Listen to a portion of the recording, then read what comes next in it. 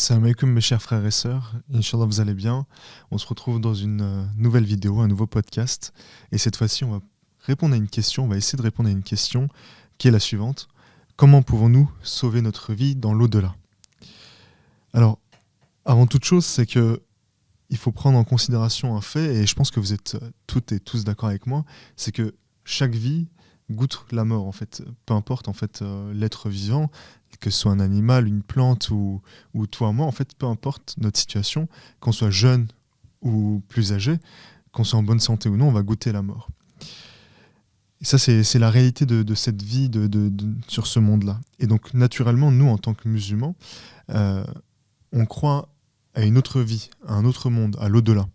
Mais comment on va faire pour sauver notre vie qu'est-ce qu'il faut faire aujourd'hui sur cette terre-là pour sauver l'au-delà ? Et en fait, Ustad Saïd Nursi, il répond de cette façon. Lui, il voit 3 catégories de situations.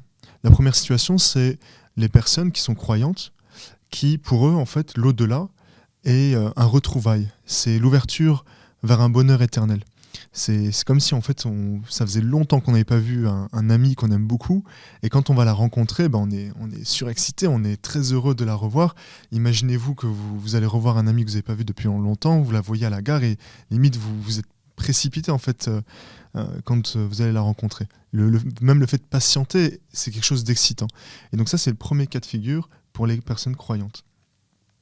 Deuxième cas de figure, c'est une situation où en fait les personnes croient dans une vie, dans un autre monde, mais en fait, de temps en temps, ils s'égarent.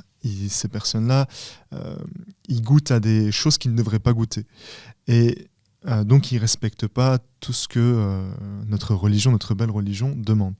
Et en fait, si vous voulez, ces personnes-là, en fait, qui s'égarent, qui vont dans l'égarement, ils vont dans une prison. C'est comme s'ils allaient dans une prison à perpétuité. Donc en fait, comme ils sortent des règles du jeu, ils ont l'impression qu'ils vont sur la bonne direction, mais en fait, pas du tout. Donc en fait, c'est comme s'ils se mangeaient un carton jaune, et puis un deuxième, puis après ils ont un carton rouge et ils sont un peu exclus du jeu.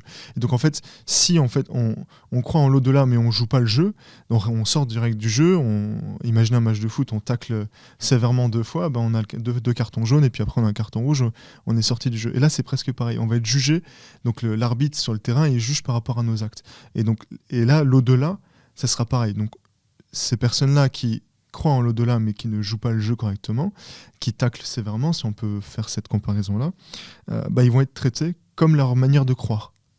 Si leur foi est faible, ils vont être jugés par rapport à ça. Et puis il y a la troisième catégorie de personnes. Donc la première catégorie, c'était la catégorie des personnes qui croient en l'au-delà. Pour eux, c'est un retrouvail, donc ils sont contents d'y aller. C'est comme s'ils allaient au bonheur éternel. Deuxième catégorie, ce sont les personnes qui y croient, mais qui, en fait, de temps en temps, jouent pas le jeu. Et puis, il y a la troisième catégorie de personnes où, en fait, eux, ils ne croient pas du tout à l'au-delà. Et en fait, ces personnes-là, pour eux, la mort, c'est comme une ouverture vers une prison à perpétuité. C'est comme si c'était un enfer. C'est comme si ils étaient dans une cellule et ils étaient isolés. Et du coup, pour eux, rien que d'imaginer l'au-delà, c'est une souffrance. Et l'au-delà, pour eux, c'est comme une pendaison, en fait. Qui aimerait se faire pendre ? Moi, personnellement, j'aimerais pas. Toi qui m'écoutes, pose-toi cette question. T'aimerais bien être pendu ? T'aimerais bien être isolé ? Non, personnellement, je pense que tu ne le souhaites pas. Et tout comme cette deuxième catégorie de personnes, et comme la première également, mais ces personnes-là, cette troisième catégorie de personnes qui ne croient pas dans une vie autre que cette vie qu'on vit aujourd'hui, ils vont être jugés de la même manière que ce qu'ils ont vécu. On dit souvent, tu récoltes ce que tu sèmes. Donc si tu sèmes de mauvaises choses sur cette terre, au niveau de ta foi, au niveau de tes actes, tu vas récolter ce que tu auras semé. Et en fait, aujourd'hui, ces personnes-là tentent toujours de s'échapper de cette prison, de cette prison éternelle, de cette pendaison. Mais en fait, ils ne le voient pas. C'est comme s'ils avaient un voile devant les yeux, mais ils ne le voient pas. D'ailleurs, aujourd'hui, quand on regarde, il y a des centaines et de milliers de prophètes. On dit qu'il y a plus de 124 000 prophètes, selon certaines sources. On dit qu'il y a plus d'1 million de saints qui sont venus sur cette terre. Et il y a également plein de preuves sur cette terre pour montrer à ces personnes-là, cette troisième catégorie de personnes-là, pour leur montrer, affirmer, montrer, attester la voie du plaisir éternel. Et en fait, malgré ça, malheureusement, il existe toujours des personnes qui n'ouvrent pas les yeux par rapport à ça et qui ne croient pas en l'au-delà. Allah Ta'ala, lui, il a envoyé les maladies, les douleurs, les décès, pour nous rappeler certaines choses. Et notamment pour nous rappeler qu'on soit égaré ou non, pour qu'on puisse se remettre en question, ou tout simplement pour qu'on puisse se rappeler, et qu'on puisse se remettre sur le droit chemin. Et c'est pour ça qu'en fait, pour les personnes qui sont croyants, que ce soit la mort ou les différentes maladies, ils en tirent une leçon à chaque fois de ces différentes situations. On peut très bien très bien avoir un moment compliqué. Aujourd'hui, on peut très bien tomber malade, mais il faut pas se dire mais pourquoi c'est moi qui tombe malade. On peut très bien avoir une situation financière plutôt tranquille et du jour au lendemain on peut perdre tout ça.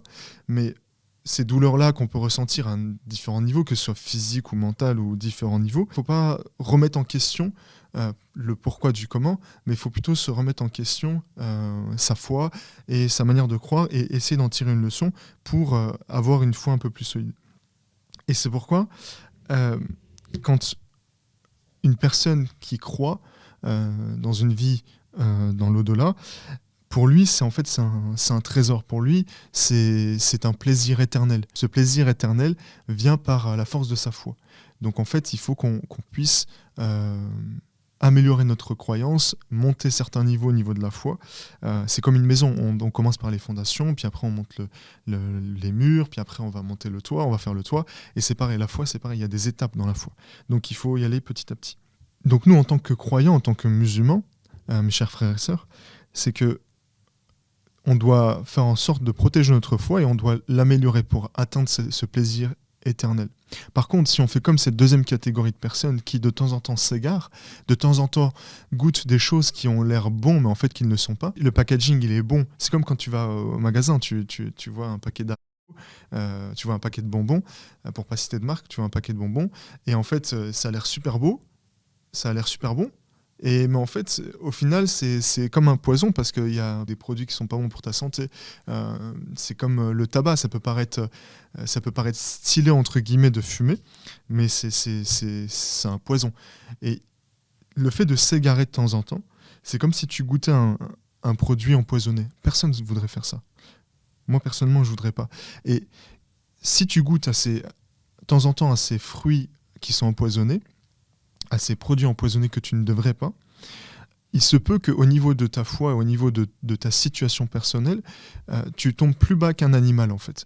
C'est-à-dire qu'aujourd'hui, nous, en tant qu'êtres humains, avec les qualités, les caractéristiques que nous avons, si on devait faire une hiérarchisation, une hiérarchie par rapport à une classification au niveau des êtres existants sur cette terre et dans ce monde-là, on est au-dessus naturellement des animaux parce qu'on a des capacités, une possibilité de réflexion qui est supérieure aux animaux. Mais imaginez que vous goûtez à ces produits empoisonnés, ben vous pouvez malheureusement tomber en dessous de cette catégorie de ces êtres vivants qui sont les animaux.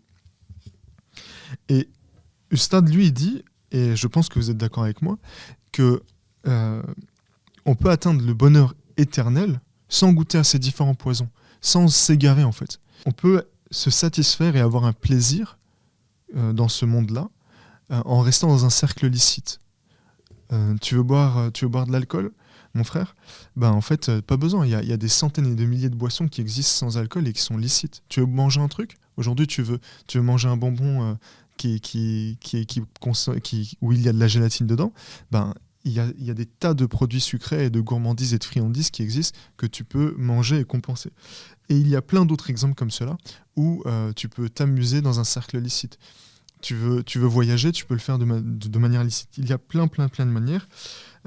Mais naturellement, en fait, dans les règles du jeu, tous les plaisirs illicites, vous êtes d'accord avec moi, sont bien sanctionnés. C'est dans les règles du jeu. Quand tu joues à un jeu de société, il y a des règles. Quand tu les respectes pas, bah, tu es puni, tu as une sanction. C'est pareil à l'école, c'est pareil dans la vie de la société. Et limite, en fait, on pourrait dire que la religion qui, lui, met un cadre licite et un cadre de vie et qui donne des codes, en fait, ces codes-là, on les retrouve dans notre société parce qu'en fait, c'est très, très ressemblant.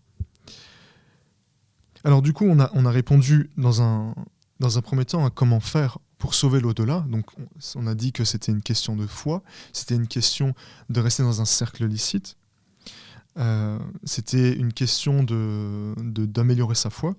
Mais la deuxième réponse qu'on va apporter à cette question, c'est concernant l'éducation. En fait, aujourd'hui, le fait d'éduquer notre prochain, le fait d'éduquer soi-même, le fait de combattre son ego et, et de combattre le moi charnel, ton ego en fait, ben tu vas améliorer ta foi et tu vas être moins poussé à l'égarement.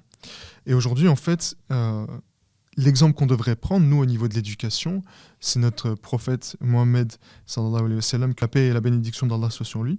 Donc c'est notre exemple à prendre. Et donc, peu importe la situation qu'on a dans notre vie et peu importe notre style de vie, il y a forcément des exemples qu'on peut récupérer sur sa vie. Il y a aujourd'hui des hadiths, il y a également ces différents comportements, donc la sunna du prophète, qu'on peut reprendre. Et donc c'est en reprenant son style de vie et en l'appliquant dans notre vie actuelle qu'on peut également sauver l'au-delà. Donc on peut appeler ça limite une éducation mohamédienne, donc une éducation prophétique en fait. Donc si on éduque notre foi, on nous éduque nous-mêmes, on fait un apprentissage régulier et continu sur notre comportement et sur notre style de vie et sur nos croyances, et qu'on l'applique également à nos prochains, à nos enfants ou aux gens qui sont autour de nous, alors on pourra atteindre la joie éternelle et le bonheur éternel. En tout cas, j'ai essayé de répondre à cette question en 2 temps. Donc, il y a 2 choses à retenir. La première chose, c'est qu'il faut rester dans un cercle licite. Il faut améliorer sa foi, monter à des niveaux supérieurs, se protéger. Et dans un deuxième temps, il faut appliquer et transmettre l'éducation et le style de vie de notre prophète. Il faut prendre exemple sur lui. Si on abandonne bien évidemment les pratiques de notre prophète, c'est comme si on abandonnait la lumière.